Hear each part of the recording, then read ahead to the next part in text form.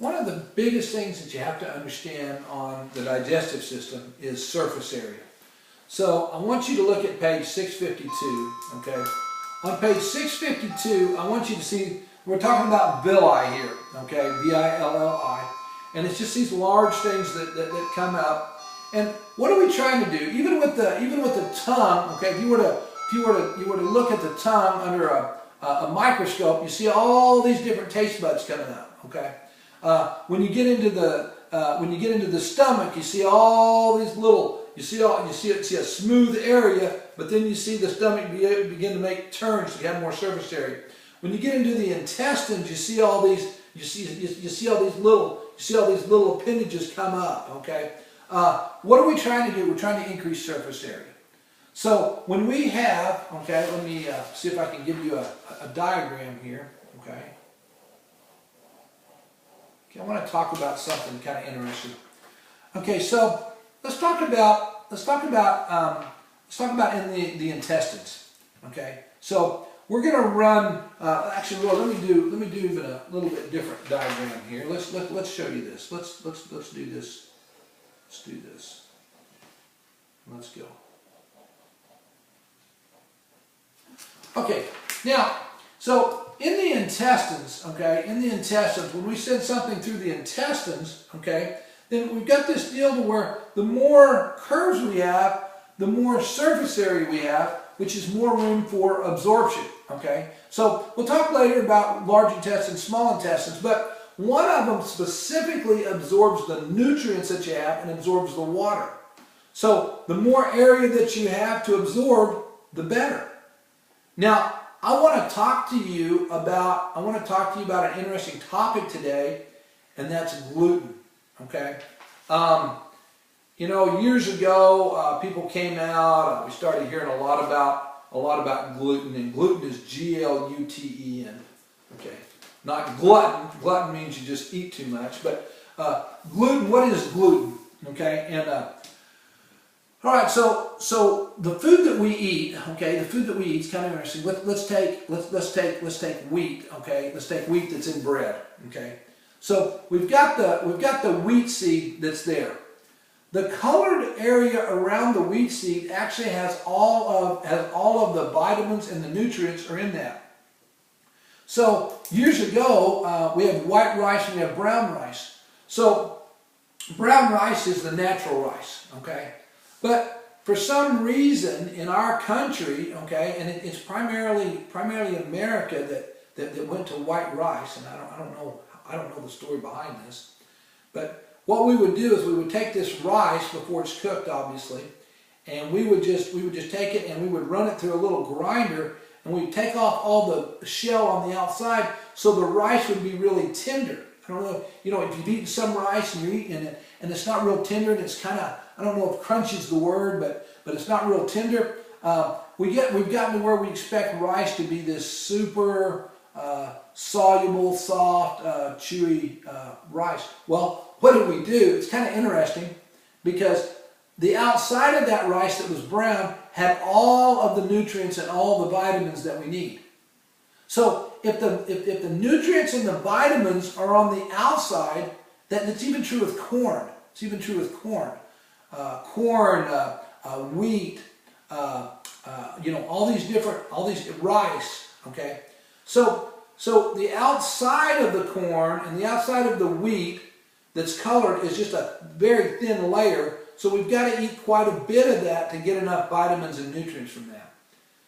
So what happens with white rice that has no vitamins and minerals on the outside? What's on the inside?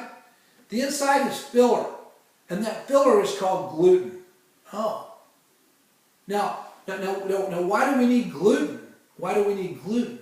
Because we need substance in our body. Okay, we need substance. We can break gluten down a little bit, but gluten, okay, is actually, and it's kind of like the name says, it's kind of like a glue that holds it all together. Okay, so the gluten on the inside gives us substance, helps us to be able to move food through our bodies. It also makes us feel full. If all we got was the nutrients and the vitamins, our body would continue to crave food constantly. We would never be full. The trigger in our body is that our stomach's full, it's breaking down.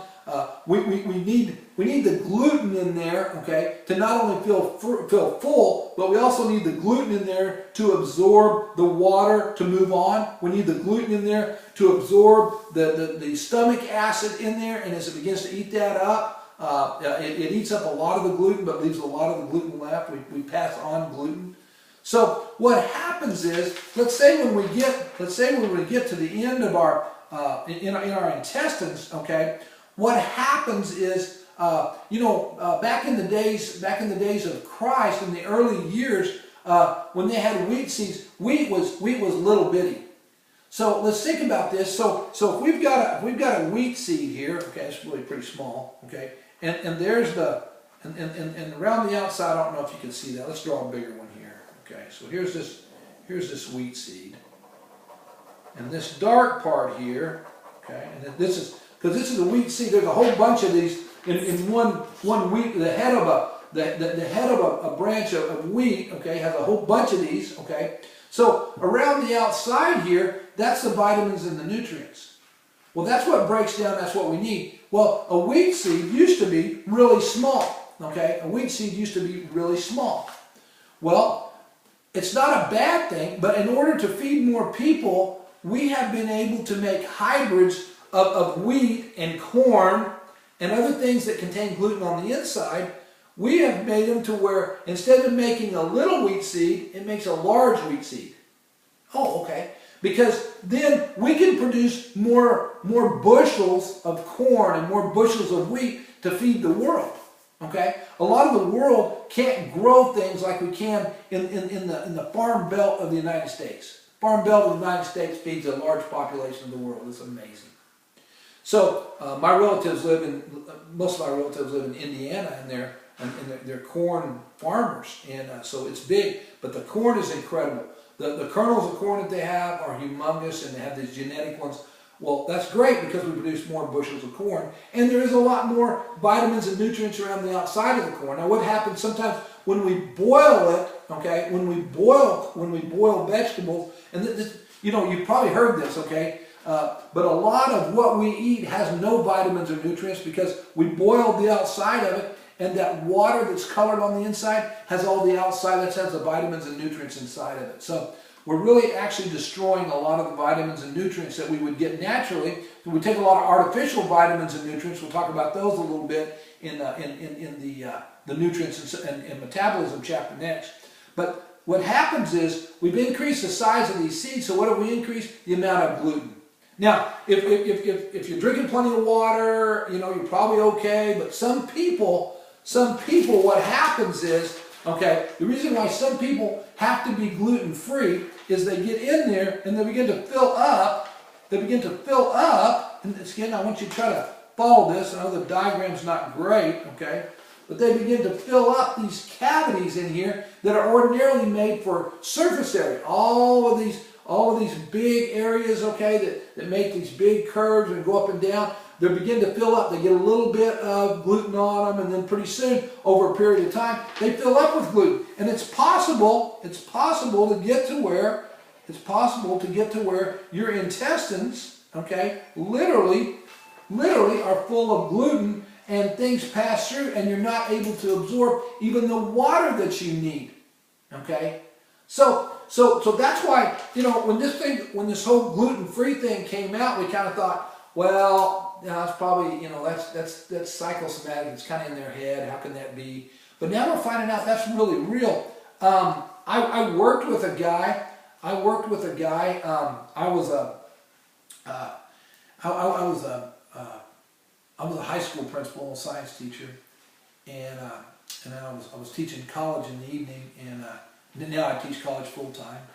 And this guy came in, and he was a junior high principal, and he came in and he said, I just haven't felt well for a while. And I said, oh really, what seems to be the problem? He says, I don't know. And 2 days later, he actually passed out, and he ended up in the hospital, and he was dehydrated. And we said, okay, well that's the problem. You're not drinking enough water. So he was kind of like one of He was kind of like one of those kids, you know, that's like on a wrestling team or something. He was carrying around this big gallon of water, and he's just drinking this water like crazy, and he's just drinking water all day long. Well, he started feeling a little bit better, and then a couple weeks later, he had it happen to him again. He passed out. He went down. He went back to he ended up in the emergency room, and they said, "You know what your problem is? You're still dehydrated." And he goes, "That's impossible." He said, "I have drank so much water." Well, then they did a colonoscopy and went up into, okay, now we'll talk about this a little bit later. Colonoscopy is where they take a scope, literally go in through the anus and begin going up the alimentary canal and looking at everything as it goes. Okay, so they did a colonoscopy, and so when they got there, they found that in his large intestines that's supposed to absorb, okay, and in the small intestines where it actually absorbs the water, that this gluten, can you see that decent? Okay, that this gluten had filled this all the way up to where he wasn't getting any water and he wasn't even getting any vitamins or any nutrients, so he was having serious problems. So he actually got off of the gluten, quit taking gluten totally, which what does that mean? That means we're not going to be doing the corn and the wheat and all those things that have a large amount of gluten in there. We're going to a lot of fruits, a lot of vegetables. And then what do? How can you have a pizza made out of rice that doesn't have any gluten? Well, wow, then we got to figure out gluten-free. Rice is a different kind of gluten. Okay, so we get away from all the grains. All right, and then all of a sudden he began to get better and better and better and better, and his body began to eat up the extra gluten that was in these cavities where we were actually trying to get surface area. So. That's a quick deal on gluten, but the big lesson too is that we have to have surface area to absorb all the water, nutrients, and minerals that we need. Now we talked about that you're going to learn a lot of things, you know, about the teeth, about the tongues. You'll learn a lot about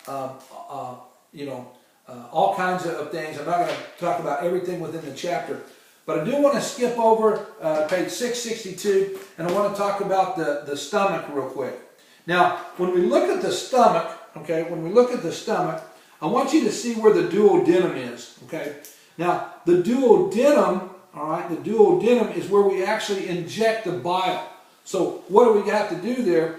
We have to have a really strong lining in there that can handle this bile. Now, what's the problem with bile that's produced by the liver that goes through the gallbladder is that if your gallbladder plugs up and ruptures, then and you have the bile that goes out into your body. Well, what does bile do? Bile dissolves what? Meats, proteins. So it actually eats up the organs in your own body. So the duodenum is the bottom part of the stomach. Now, look at the stomach, okay, and we have gastric folds, okay, that's where we increase the surface area, but we also have this large muscle. So, I just want to say on there that the stomach, when we see the muscle, and we know that the stomach acid is secreted in the stomach, then that's a really good example where we have physical change and chemical change in the stomach. So, as the food comes in, okay, and then through the esophagus at the top, okay, then we bring the food in, but I want to show you on this diagram, where's the duodenum? It's the opening of the stomach, but it's at the bottom of the stomach. So see where you have the esophagus, food comes in, works around there, and then what do? The food that's not dissolved by the stomach acid is dissolved at the very last moment by the duodenum as it goes out the stomach. Well, we're going to stop right there and pick you up with the next video.